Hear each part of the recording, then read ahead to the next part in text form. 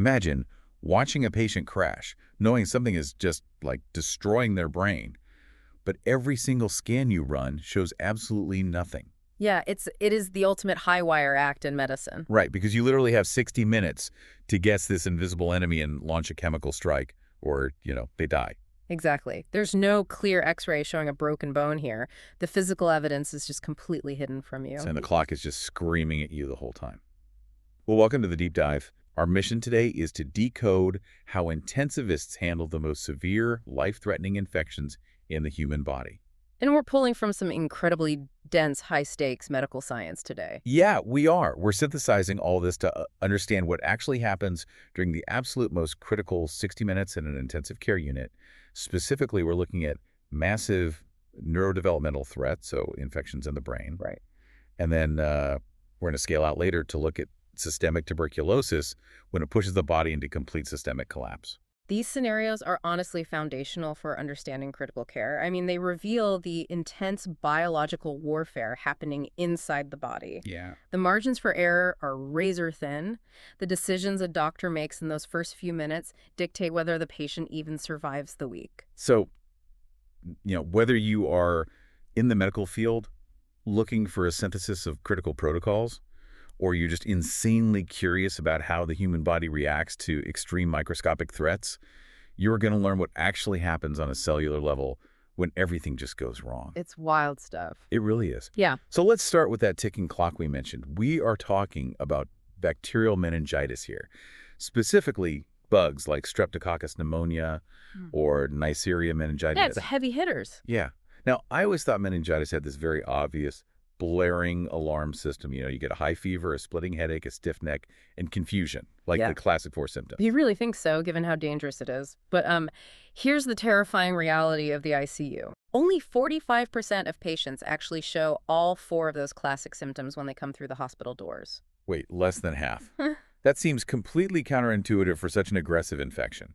It does, right. But it really comes down to how the body mounts its defense, which varies wildly from person to person. Oh, I see. Yeah, so like a younger patient might just have a really bad headache and a fever, but an older patient might just seem unusually confused without any stiff neck at all. But underneath those vague symptoms, the bacteria are still just multiplying exponentially in the cerebrospinal fluid, right? Exactly. And because of this massive ambiguity, intensivists follow a golden rule. Which is? When bacterial meningitis is even vaguely suspected, you do not wait to figure out the perfect diagnosis. You have 1 hour. The golden hour. Yes. The first hour is everything. You have to administer broad-spectrum antibiotics within that first 60 minutes, usually a heavy-hitting combo like a third-generation cephalosporin like ceftriaxone paired with vancomycin.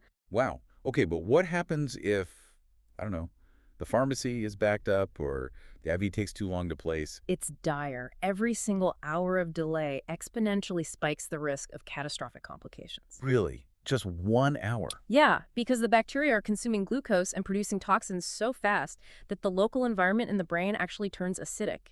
Delaying those antibiotics means you are practically inviting severe seizures, stroke, and death. Okay, let's unpack this because Sure. there's a paradox here that absolutely blew my mind when I was reading the source material. The lysis paradox. Right. So we are rushing to hit the patient with antibiotics in the first hour, and those antibiotics destroy the bacteria. Right. But doesn't blowing up the bacteria release a bunch of toxic debris? It sounds like destroying a microscopic Trojan horse and suddenly spilling all this poison directly into the brain. That is honestly a brilliant way to visualize it. This is known in critical care as bacterial lysis, and it's one of the most dangerous catch-22s in all of medicine. Because the cure is causing a new problem. Exactly.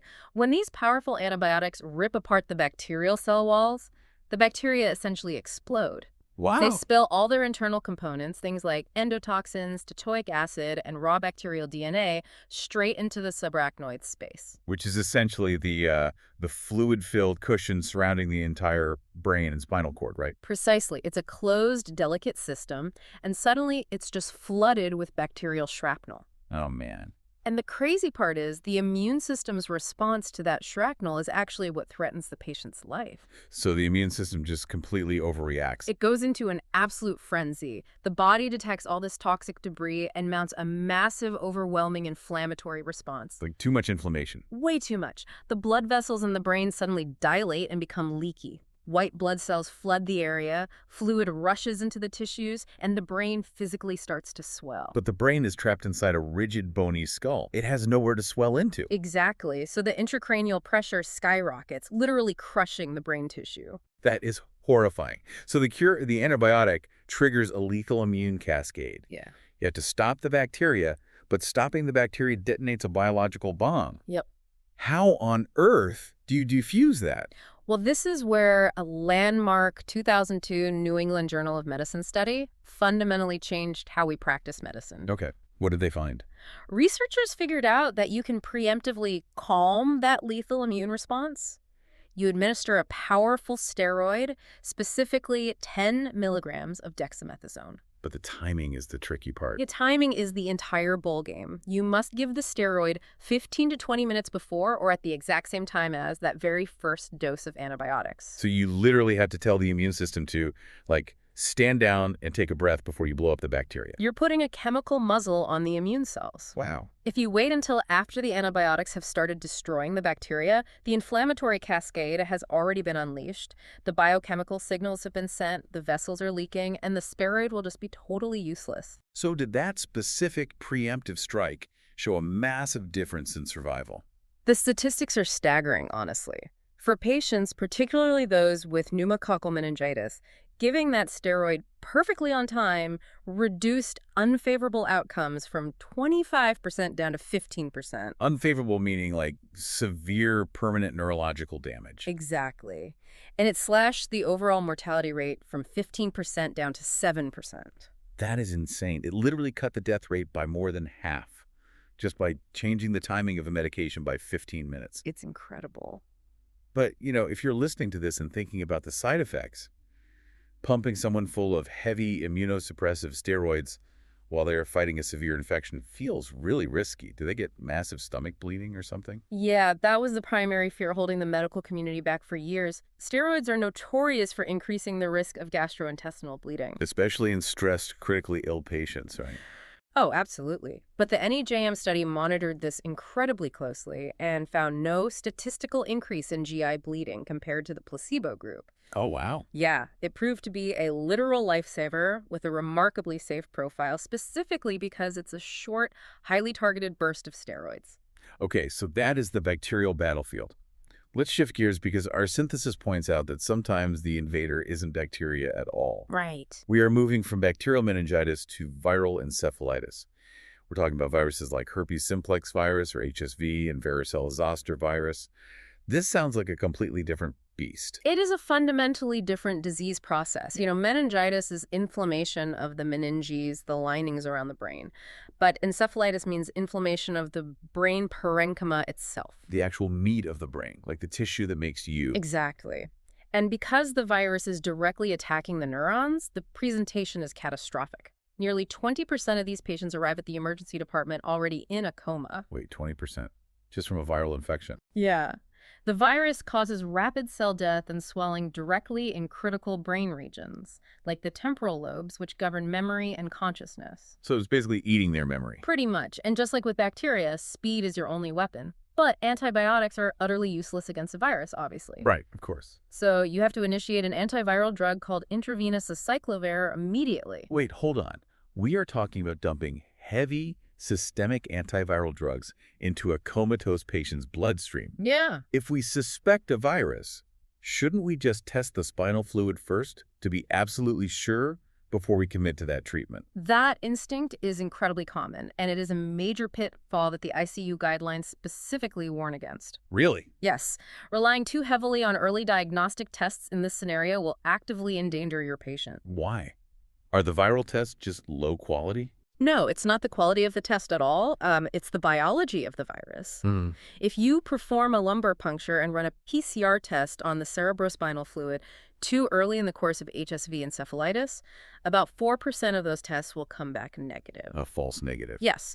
The viral DNA simply hasn't accumulated enough in the fluid to cross the detection threshold of the machine. Oh, that's it. The virus is in the brain tissue, actively destroying it, but it hasn't spilled enough genetic material into the surrounding fluid yet for us to see it. So if a doctor trusts that early test, they look at the negative result, they say, oh, it's not herpes. They withhold the acyclovir, and the virus just keeps eating the patient's temporal lobes. That is the tragic reality. You cannot wait for the laboratory to give you permission to treat. You just have to go for it. You treat based on clinical suspicion. If a patient comes in with progressive mental status changes, a fever, and perhaps focal seizures, you start the IV acyclovir immediately. And then what? Once they are protected by the drug, you confirm the diagnosis by looking at the brain itself. But you have to use a high-definition MRI with contrast. Not the standard CT scanner they always use in emergency room show. No, a CT scan, the quick donut machine in the ER is great for finding bleeding or large tumors, but it is far too insensitive to catch the subtle, early parenchymal information of viral encephalitis. Because the changes are too small. Exactly. The tissue changes are microscopic at first. You need the magnetic resonance imaging of an MRI to see the specific glowing patterns of inflammation. That makes sense. And if we follow this viral pathology a bit further, there is a secondary twist that is utterly fascinating. Oh, the autoimmune twist, where the virus essentially sets a trap. That's a perfect description of it. Sometimes a patient will be treated with acyclovir, the drug works perfectly, and the acute viral infection is completely cleared. Okay, good news, friend. You'd think so, but the patient doesn't wake up. Or worse, they start recovering, and then weeks later, they rapidly deteriorate, developing severe psychiatric symptoms, movement disorders, or new seizures. Because the immune system is still fighting a war that already ended? Exactly. The virus caused so much destruction to the neurons that it spilled internal brain proteins that the immune system is never supposed to see out into the open. So the immune system gets confused. Yes. The immune system detects these strange proteins, like the NMDA receptor, flags them as foreign invaders, and builds custom antibodies against them. It's molecular mimicry. The body successfully defeats the viral invader, but the weapons it built during the war accidentally lock onto its own brain tissue. It launches a delayed autoimmune encephalitis. The patient's own white blood cells are now attacking the very receptors required for thought and memory. That is terrifying. And recognizing this is crucial because it requires a completely inverted treatment strategy. Meaning you have to stop the antivirals. Right, because the virus is gone. And you initiate heavy immunosuppression like plasmapheresis to wash the antibodies out of the blood. Intensivists have to constantly reevaluate what phase of the war they're actually fighting. Wow. So we've established that with bacterial and viral invaders, speed is your only weapon. Oh. First hour or bust. Absolutely. But what happens when that urgency actually becomes dangerous? Our sources outline scenarios where pulling the trigger on antibiotics in that first hour will actively sabotage the patient. Let's talk about the rule breakers. This is where critical care transcends algorithms and becomes a game of extreme situational awareness. Let's examine healthcare-associated ventriculitis. Okay. This occurs when an infection is introduced directly into the deep, fluid-filled cavities of the brain, the ventricles. It almost always happens after a neurosurgery or when doctors have to place an external drain through the skull to relieve pressure. So the hospital, while trying to save the patient, accidentally introduced a highly resistant bug directly into the brain's control center. It happens, unfortunately, and it's a total nightmare to detect. Because they just had surgery. Right. The patient just had their skull opened. They are already going to have a headache, a fever, and an altered mental status just from the trauma of the surgery itself. So you can't tell what's infection and what's just recovery. Exactly. The classic symptoms of an infection are completely masked by the noise of surgical recovery. So how do you confirm the infection? You mentioned earlier that testing the spinal fluid for viruses can yield false negatives. Is it the same for these hospital bugs? It's even worse, actually. The fluid parameters are already abnormal from the bleeding and inflammation of the surgery. Okay. And trying to grow these specific hospital-acquired bacteria in a culture dish can take up to 10 agonizing days. Furthermore, the sensitivity of these cultures is less than 60%. Wait, meaning more than 40% of the time, the culture shows absolutely nothing, even while a deadly hospital bug is actively multiplying in the patient's brain? Yes. It leaves the physician flying blind. You are forced to use powerful, broad-spectrum empiric antibiotics that cover highly resistant organisms like MRSA or Pseudomonas, simply based on the patient's subtle clinical decline. That sounds incredibly stressful. It is, but the ultimate rule breaker, which involved a completely different strategic mindset, is the brain abscess. Ah, the brain abscess. This is a localized infection, right?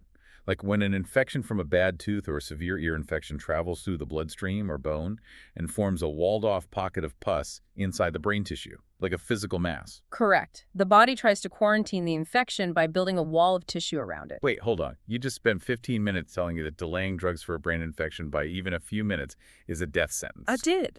But the sources for this deep dive explicitly state that for brain abscesses, we should sit on our hands and hold off on antibiotics. That goes against everything we just established. Why? It totally sounds like medical heresy, doesn't it? But the logic is airtight.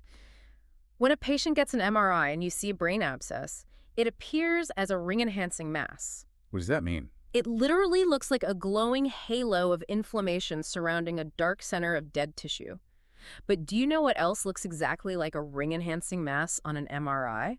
A brain tumor? A highly aggressive primary brain cancer, Yeah. like a glioblastoma or a metastasis from lung or breast cancer. Oh, wow. So if an intensivist panics and administers heavy IV antibiotics immediately, they trigger a cascade of diagnostic failures. First, the antibiotics might partially penetrate that outer wall and kill off just enough bacteria to sterilize the pus inside. Which sounds good until you realize you need to know exactly what bug is in there to treat it long term. Exactly. A neurosurgeon is going to have to drill a hole, navigate a needle into that mass, and aspirate the contents. If you gave antibiotics on day one, the surgeon pulls out a sterile fluid, the lab can't grow anything from it. You have effectively destroyed the diagnostic evidence before the detective even arrived at the scene. So you're just guessing forever? Yep.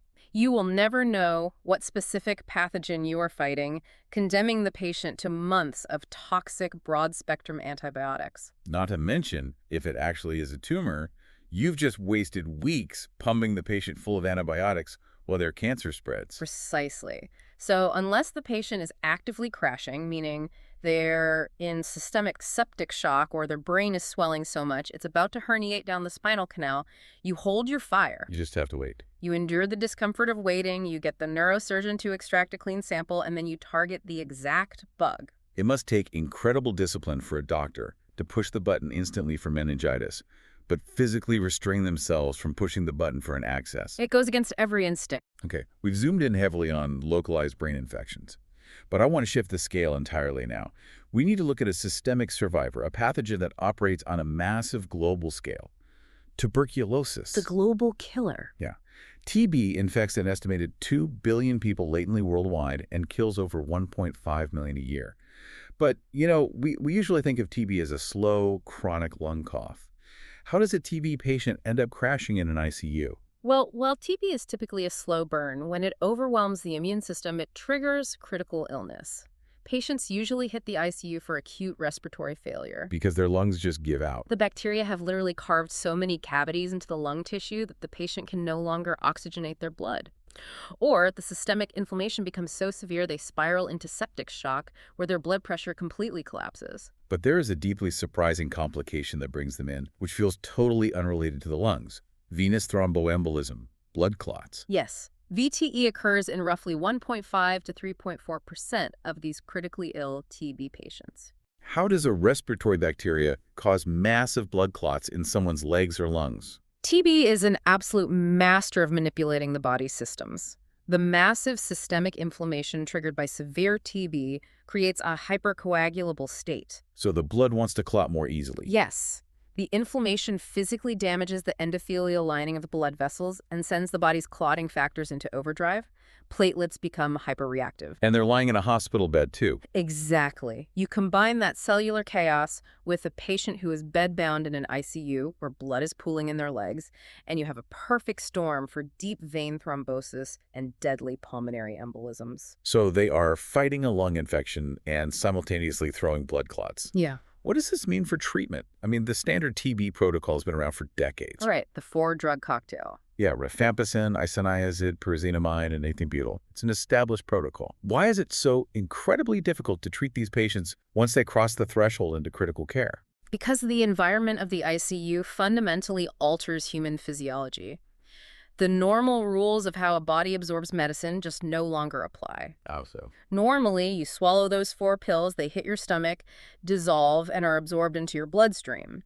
But when a patient is in septic shock or on life support, their body goes into extreme survival mode.